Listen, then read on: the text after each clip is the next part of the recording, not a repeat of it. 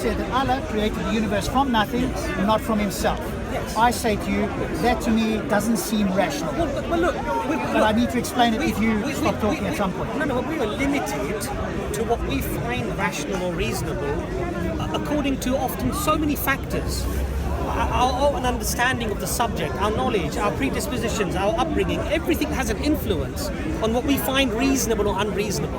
And that's what I'm trying to say to you. Let's move it away from the subjective range of, it's unacceptable to you, but it's acceptable to me, right? But that's subjective, isn't it? So let's move it away from the subjective range to something that's more analytical or empirical.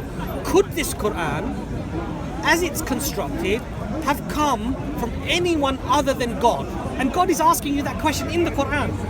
And Allah is saying to you, if it has, then you come up with where it's come from. And Allah says, and with the surety you won't be able to. You won't be able to come up with anything other than it's come from God. Because at the time of the Prophet Muhammad, peace upon him, they said to him, he's mad. Then when the verses started coming down, they thought, hold on a second. These are not the words of a madman. These are just the beauty, the eloquence, the message is too powerful. So then they said he's a liar. Then when they said, hold on, he's not a liar because he's Al-Amin. For 40 years we knew that this was the most honest and noble of all of us. So they said that won't wash. So then they ended up saying, this is magic. They didn't even realize that they had moved one step towards belief, because now they've accepted that it's not human making. It's not human characteristics. It's not human understanding. It's not human comprehension. They sent the best poet at the time. They said, find out where he's getting these words from. So he goes and talks to him, he finds out the Quran, here's the Quran, and he says, he goes back. They say, is he a liar? He's not a liar. Is he this? He's not that. Is he that? He's not that. Then what is he? Tell us. You're the best of all of us. He said, my poetry is better than all of yours combined. This is not poetry. But the only thing you can say, it's magic. And isn't that amazing? Magic is when you pull a rabbit out of a hat. It's not words. Yes? But when you claim the words are magic, because at the time the Arabs were linguistic masters of poetry, they value two things: the birth of a boy and the birth of a poet. And when Muhammad comes down with his Quran, sallallahu alaihi wasallam, they knew immediately. No, pagans for centuries, and why would they listen to Muhammad? If it was just any other poetry or any other nonsense, why would they be convinced? Why would they fight on behalf of Islam and sacrifice their lives for a message from a man if they didn't truly believe that, this is not just some poetry, these are not just some fancy words, this is amazing, it could have only come from Allah, because they understood the language, they understood the way the language, when Muhammad comes down with the Quran, sallallahu alaihi wasallam, through wahi, through the Quran, at that time there were some 9 or 11 grammatical constructs of how you could construct the language. The Quran came down and it turned everything on its head, because it didn't conform to any of those structures. It was a new way of speaking the language. And then Arabic, the most eloquent Arabic, changed to the Quranic Arabic discourse, because that became the purest Arabic. How does a man in a desert in the 7th century, herding goats, never known for any poetry, never known for any text, come with a text that till today Allah challenges? If it's not from God, then you come up with a chapter like it. And I've always been interested in that claim. So you've got a wonderful monologue. You should have been on a ladder there. Yes. But I be don't that like as it ladders. may. Too high for me. I hear this from Muslims a lot. Bring a chapter like it. Yes. My question is, what is the criteria that you would accept in order for me to bring a chapter? Not me personally, but somebody to bring a chapter that you would accept. Because it seems to me that's an impossible task. That test is not for you. Oh, who's it for? The Arabs. So only for believers? No, Oh, Arabs. No, because only for Arab speakers, you mean? Well, because you have to understand the language, right? If I translate French poetry into English, it's not going to have the sweetness of the message, right? That's a different position that you're taking. Because when I hear that from some Muslims, it's almost like they're asking me personally, and I go, hey, I'll bring you something in English. There's two criteria. Right. The first criteria is for the Arab. The second criteria is for you. Okay. Secondly, if this book was written by any other than Allah, inside you'll find any contradiction and error. Okay. So it's not that I need to bring a verse. I need to find a contradiction or error. Yeah. I'm with you. Okay. Because that hasn't been clear from other people saying. Now the thing is, The amazing thing is, sorry, the Arabs haven't done it, by the way. Carry on. and there are many Arabs, even today, Arab Christians. Yeah. you know, they're atheists, and the reality is that the evidence is not just about the evidence is not just about poetry or it rhymes, but the constructs that I've discussed with you, the constructs that I've discussed with you, all the facets, you can't get them. And so the question now that has to arise is this: how does a man in a desert in the 7th century come up with a text? And it is a very bold claim. It sure is. You know, for an illiterate man, ummi, cannot read or write, to challenge the best poets of his time, that if this is not from God, then you come up with a reason as to God, and then challenges them again. That if you can produce a verse like a chapter like it, and he's challenging who? The people at the time who were the best poets that existed, right? And he himself is illiterate. So these claims, this Quran, the way that it's constructed, I'll give you a few examples. One example. No, please don't. Just one example. Just one. I'm gonna fall asleep here. Just one Sorry. example. Just one example.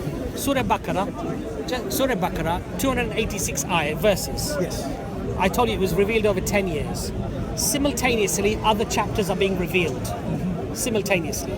The Prophet ﷺ will say, these verses pertaining to this chapter, these verses pertaining to this chapter. And yet it conforms perfectly in symmetry to Section 1 relates to Section 6, Section 2 relates to Section 4, Section 3 relates to Section 2 relates to Section 7. And it comes down to the middle, and in the middle ayah, orally transmitted over 10 years, simultaneously while other chapters are being revealed, and Allah chooses a verse, Allah has chosen the middle ground for you, the middle path for you. Where does that verse come?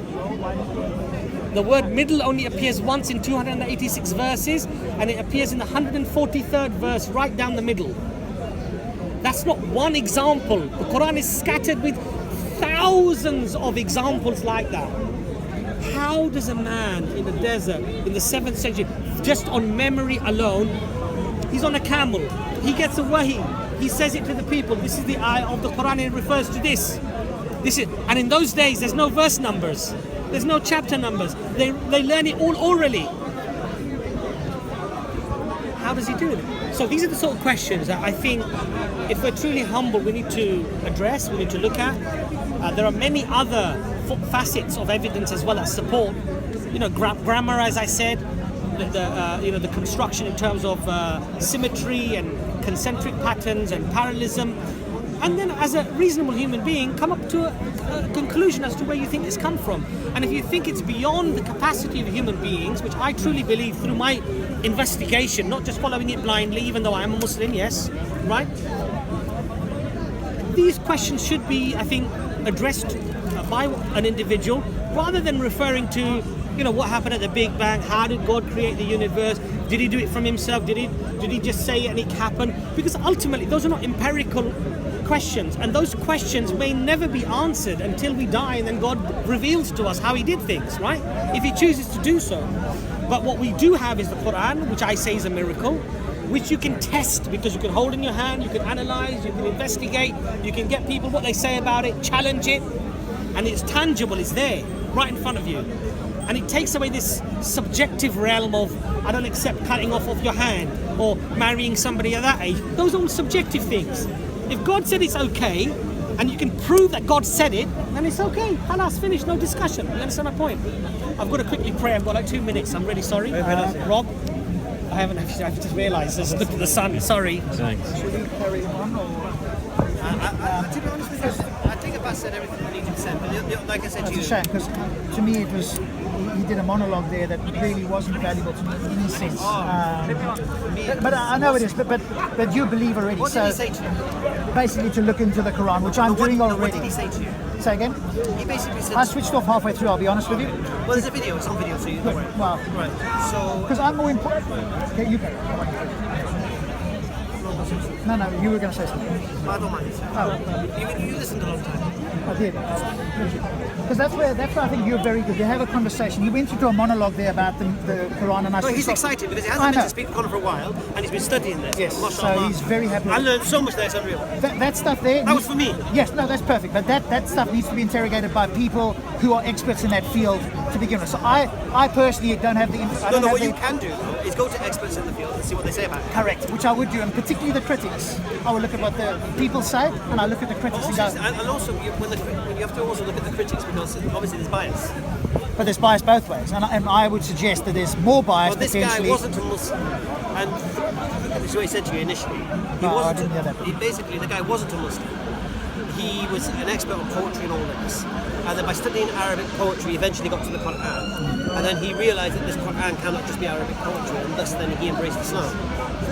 Right. So basically, he was linguistics he was like you. But he was into the poetry of it, and then when he realised that this book can be from none other than God, he embraced it. Okay. You obviously haven't done that intellectual investigation. All right. So like I said to you right now I said something earlier that you said you can't say that. I said you don't know. And if you don't know, you can't say I'm wrong. No, but we can say, is it reasonable to believe X or Y? No, you can't say I'm wrong. I can't say you're absolutely wrong, but I don't. But my position is that you're absolutely wrong. If you don't know, then you can't say I'm wrong. Okay. So let me give you no, I don't agree with you. No, let me give you an example and tell me if I'm wrong in this position. If I said to you I have a dog at home, would you believe me? No reason not to. Correct. If I said to you I've got a three-headed dragon that breathes fire and that can fly at home, would you believe me? No. Would you be agnostic on that position? Would you go, I don't know?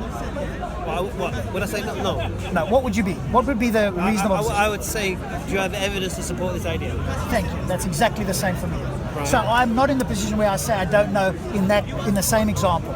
I say it's unreasonable to believe in a God unless we can demonstrate it. Same as the dragon. No. So I'm not agnostic about it, which is what you... Okay, what is unreasonable about a conscious, uncaused cause? Because we don't have good reasons or evidence to believe What's it. unreasonable about it? The fact that we don't have good reasons or evidence. The fact is that anything... You're claiming something that is extraordinary. No, I'm claiming something that follows the laws of quantum mechanics. That you assert it does. That's the difference. You can't prove it. You're just asserting it. So it fits into everything because you say it does. We need more than that. Because I could say Zeus does the same thing. So now you have God, we have Zeus. No, that's another thing. Say again? I haven't mentioned God. Yeah, but that's what you're talking about. No, Rob. I started this conversation with you. Never once mentioned religion. Never once mentioned Quran. Never once mentioned God. But you keep jumping on this God thing. I ain't mentioned it. All I've done is science. Quantum mechanics, cause and effect. That's all I've done. Stephen Hawking, Big Bang. I'm on that. I'm with Aristotle, Plato, and Stephen Hawking right now. You've said to me that I can't say.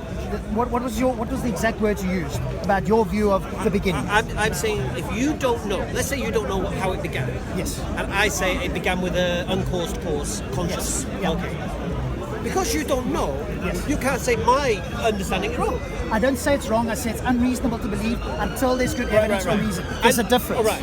Now, I think it's reasonable to believe that. Why? Yeah. Okay. One, everything that begins to exist requires a cause. Two, the universe began to exist. Three, therefore, requires a cause. Yeah, there's a lot of problems with the cosmological argument. A lot of it. Number one, the first premise. It's good though, because I want to test this. Yeah, exactly. The first premise. What's the first premise? Okay. So everything that begins to exist requires a cause. Right. How many things have begun to exist? Do you agree with that? Yes. And how many things have begun to exist? I explained earlier. One thing, just the universe. No, Nothing else has begun to exist. I said it. I disagree. Okay, with so you. that's My where apple crumble in the oven began to exist. you're using the word incorrectly. What? This is a What do huge you mean? objection to the Kalam. You are, because the apple crumble was what before the apple crumble? It was other things. It's been transformed into the apple crumble. It has not begun to exist like Did the the apple universe. crumble exist? What do you mean by the apple crumble? You mean the cake, the thing itself? apple crumble. That did not exist, but the Did the apple particles, not the apple crumble, the particles existed prior. Did the apple crumble? They have been transformed. Did the apple crumble exist? No. It didn't. Not in those words. What was before the apple crumble? Did it? What's happening with the Kalam is he's equivocating, and this is of course William Lane Craig. You guys are borrowing that. Originally it was the Muslims. He's tweaked it. Everybody's borrowing William Lane Craig's Kalam cosmological. The problem is he's equating that first premise and saying everything that begins to exist has a cause. The only thing that began to exist in that way is the universe. Because I know the argument. I haven't mentioned. No, I know you haven't, but I know this argument, and I know that there's valid objections I want to to it. follow this argument through just quickly. So, this apple crumble, did it begin to exist? The word apple crumble did not. That apple crumble in that sense did not begin to exist. Did the apple crumble in my oven begin to exist before I made it? Did it begin to exist before you made it? Did it begin to exist, or did it always exist? No, it existed in other forms. Did the apple crumble exist The word apple crumble, no. in that form? Correct. It didn't. No. It began to exist in that form. When you transform other components, it began to exist. And who caused that? I'm guessing you did. And could it have begun to exist without? The label we give to apple crumble, no. Could it have randomly become that? As far as we know, no. Well, you said you can. You said No, you said the apple crumble. Well, you said quantum mechanics can randomly. But why are you talking about quantum mechanics with apple crumble? talking about atoms here, You're yeah. conflating. Talk about atoms, aren't you? No. You're talking about an apple crumble. Yeah. We know So how there's apple crumbles are crumble made. in my oven. Yes. You don't need to invoke quantum mechanics in this case. Why would you? Well, I'll tell you why. Because you were talking about the random nature. So the apple crumble will never appear in that form in my oven unless I make it and put it. Will it? As far as we understand, yes. Correct. It won't. Well, yeah. So it began to exist when I made it. You're using the word began in a different format than you are for the universe. Forgive That's me. my point. Forgive me. How do you understand the word began? You tell me. Tell me you what tell you me mean. music. Okay, so here's the Kalam cosmological. That argument, when they use the word began there, it means there was nothing and then the universe came into existence. That's what they mean by begin. You are equating I that. haven't mentioned the universe. I'm talking about apple crumble. I know, but we are equating with the Kalam cosmological because that's what you gave me. I'm just taking things to their logical conclusion. I'm saying to you I'm this is showing you. equivocation. No. I'm showing. See, look. Twice now, I've done something to show you how the laws of logic show that things do begin to exist. Not in the way you mean now. It's equivocation. This is not my.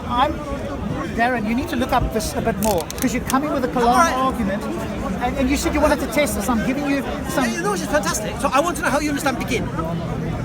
Depends on the context. Began my apple crumble. So if you want to use the word begin with your apple crumble, I'm fine with What you does using begin that. mean? That there wasn't an apple crumble in the word apple crumble and that configuration of particles. What was it before that? No idea. Apple. Correct. There was Flour. something else. What Sugar. was before the I'm universe? not going to give my recipe, by the way. This is the problem with the Kalam argument. That's what I'm saying to you. One of the big objections with the Kalam is that they equivocate on the word begin. Because he says, or whoever says, everything that begins to exist has a cause. Do you agree with that? It depends on the context. Because Because what's the difference of a quantum vacuum, becoming a universe, being the same substance but becoming a universe, and but who says it's the same substance? oh, it's not. Not as far as they know. How would you know? That's what they say. How would you I know? don't know personally. How would they know? That's what they are presuming. How would they know? They don't know. Who knows? I don't know. No, do they know? Well, I'm guessing so. So this quantum vacuum, did it become the universe? It spawned the universe. Let's use that language. So it's still there. What, the quantum vacuum? Yes. So the quantum Because vacuum. we can, as Abbas will tell you, we can see some of the effects of the So the quantum quantum particle. vacuum is still there, and the universe is here. Correct, yes. So they're separate. If you want to use the word separate, there must be a boundary at some point where they are, quote, close to each other, so it's not like a border boundary. things that we don't know. I mean, Okay, but No. What we're talking about, because he's saying that my example of an apple crumble is not the same example of the universe. Now, basically, if what he's saying is correct with regards to this quantum vacuum, this energy or whatever it was that became the universe, it's just a different form. Yeah. Yeah, but remember, But then he's saying he doesn't think it's the same substance. So now his quantum vacuum is not even the universe. but that's what I'm trying to say to you, that we're talking about things that are not analytically or empirically proven, because even scientists themselves differ in, like for example, even the definition of nothing is not the same throughout all scientists. here's the point. So you could be arguing against a scientist that Rob quotes But really, you could be saying, but this scientist says that's not true, and that's what I'm trying to say to you. That these are just No, opinions. but all I'm saying is, This is not analytical and the only point I'm trying to make here is the fact that the logic I'm using is reasonable. Now he's saying it's unreasonable. Now I'm showing him that we know the apple crumble was apples and flour, some kind of different form, and it became the apple crumble. It transformed from. But Hamza, the important issue here is this: that because it's not provable, it is inferred, right? You could infer whatever you want to believe. It doesn't necessarily. It doesn't No, necessitate. but you came in late. You came in late. No, I understand that. I understand that. The point I'm trying to make, and like I said, this was a test case. Yeah, definitely. I'm learning how to do this. Test using you as a guinea pig. One day. You're an evolutionist. You don't worry about you guys. Oh, You are begun to And a exist. photosynthesis and gravity. Listen, that was a long time ago. It was, wasn't it? anyways, tick the props here, man. Yeah, no. But Okay. I had to, So About anyway, 45,000 hits. so the Not that you think So- about this. the apple crumble. So what he's saying is, he says the apple crumble didn't begin to exist. It basically transformed from whatever it was One to the thing to apple crumble, another. which is fine. But it wouldn't have changed from that to that without me. Because I was the core. I took the apples, I took the flour, I took the sugar, and all that. Yeah. Without me, it wouldn't be there. Yeah. Even if it transformed from one shape to another. So, for me, it began to exist in that form. Yeah? Now, we know it needs a cause to do that. Oh, sorry. So now going to the greater model now, if this vacuum or the Big Bang when it was a singularity went from that to another form, it still requires a cause. But again, Hamza, the reason why I don't debate these issues is that, like Lawrence Krauss, for example, says that t equals 0, cause and effect go out of the window. There's no cause and effect, he says. Yes, that's without time. Right? There's no time, there's no energy, Yes, from a scientific point of Do view. you understand my point? But that's one view, right?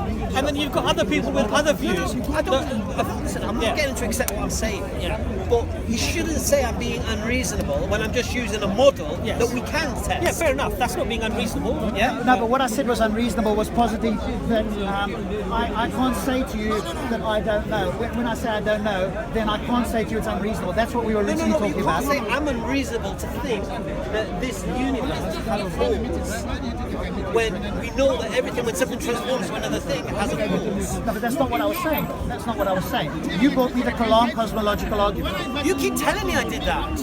You used those three. You keep putting Lawrence Krauss, William Lane Craig on me, and I'm just saying this All stuff. right, say it again. Say the three. You've been to Speaker's Corner too long. I know that. That's fine. You gave me the three of them. What was the first one? All I said was simple. Everything that begins to exist has a cause. You then started messing around with the word begin. Right? Does that apply to the universe? Then I said, did my apple crumble begin to exist? Then you started saying, oh, it just transformed from one thing to another. I have no issue with that. But it couldn't transform from one thing to another without a cause. Me. Yeah? Right. Now you're saying, now I'm taking it to the greater level, the universe, that had a cause. It needed a cause to go from one thing to another. Yeah? And And I'm I'm from one thing to another. from this quantum vacuum singularity, whatever it And now was. you think on my personal view. Why would you do that? Why aren't you taking on your view of how the universe came into being? Because that's what the I'm going to science. Huh? I'm going to science. I told you. I started this whole conversation. Never once mentioned God. I know. Never once mentioned religion. Never used any of the Quran to support my ideas. I'm just talking science, man. I'm just going what Aristotle said, and what Plato said, and what Stephen Hawking says, and what Einstein said, and what Hubble says. I'm just going off these guys. I'm not going on a religious tangent here. Yeah, I'm just telling you that model. So looking at that model, for me, it's reasonable to assume there must be a cause. And that cause needs to be conscious. Rob, I have to go pray. Have you? Been a pleasure. We'll catch up again, buddy. Yeah, we always escape at Mugger time because this place is sensitive. All right.